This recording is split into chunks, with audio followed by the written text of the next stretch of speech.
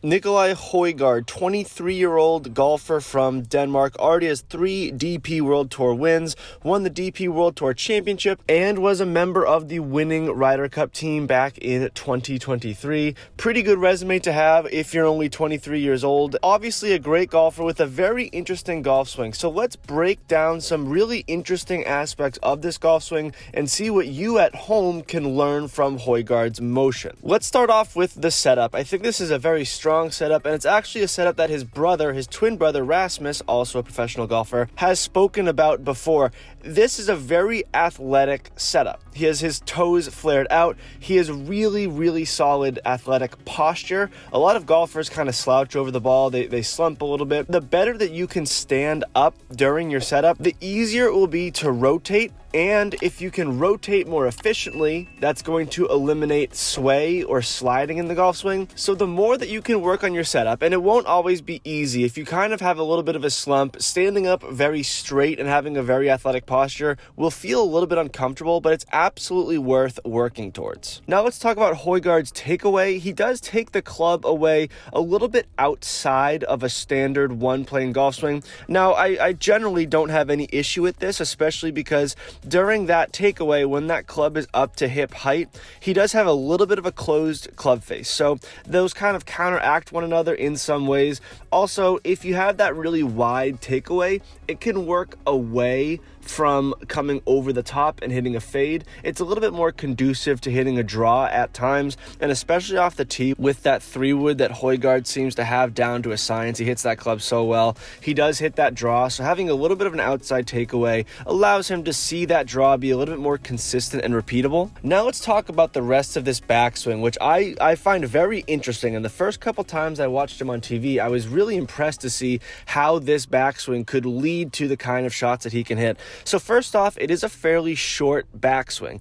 but what I really notice is there's basically no wrist hinge in this golf swing at all, which is very unusual. We've seen a lot of great golfers in the past decade or so come onto the tour and really utilize those wrists a lot. Jon Rahm and Dustin Johnson have very interesting wrist action throughout their golf swing, especially in that transitionary move. With Højgaard, there's basically no activity there, which is very interesting. And the way that he offsets that is through having incredible rotation in that upper body. His shoulder turn throughout the entire golf swing is basically unlike anything that I've ever seen. The turn in this golf swing is something that should be studied in terms of his strength and flexibility. It must be something that really does transcend the golf course. He must be stretching and strengthening that upper body so much to have a golf swing like this. If you have no wrist hinge, you have to find ways to generate power in different ways. And I guess that the Højgaard just thought, I'm just going to rotate my upper body like crazy.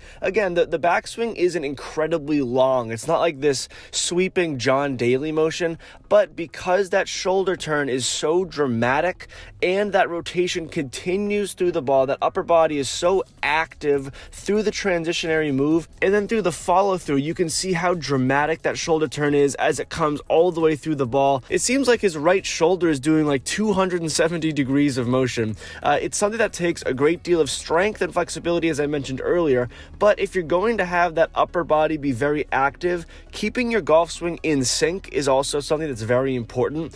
And with Højgaard's swing tempo, which is not an overly slow or overly fast, it's a fairly standard swing tempo, that is really conducive to consistency in golf swings that really are rotationally based. So I will always say that swing tempo is important, but especially if you have the kind of golf swing that really relies on upper body rotation. If you have that really fast swing tempo, then your upper body is going to rotate way too fast. Your lower body, your hip and trunk rotation won't be able to catch up, and then you have all kinds of lack of synchronization and swing errors that stem from that. All in all, this is a fascinating golf swing to me. I really like a lot of the motions. It's not something you see every day, but obviously he's gotten into the winner's circle on the DP World Tour 3 times at age 23, which is no easy feat, and he's starting to play a lot more PGA Tour golf. He had a couple close finishes. I think he was a stroke or two behind Pavone to win the Farmers, and I'm really curious to see how he can perform in the major championships with the Masters coming up here in a few months. I'd love to hear your thoughts on Højgaard's golf swing. I know that he's had a big presence in Europe, obviously, as he's played so much golf over there, but coming stateside, I'm sure he's going to get a lot more eyes on him, and I would not at all be surprised if he were to find the winner's circle on the PGA Tour this season and make it all the way to Eastlake, and perhaps make a run at winning both the DP World Tour Championship and the PGA Tour FedEx Cup Championship. If you have any questions or comments on this video, anything that I mentioned or failed to mention, please leave it in the comment section down below. As always, thank you all very much for watching. Play well and take care.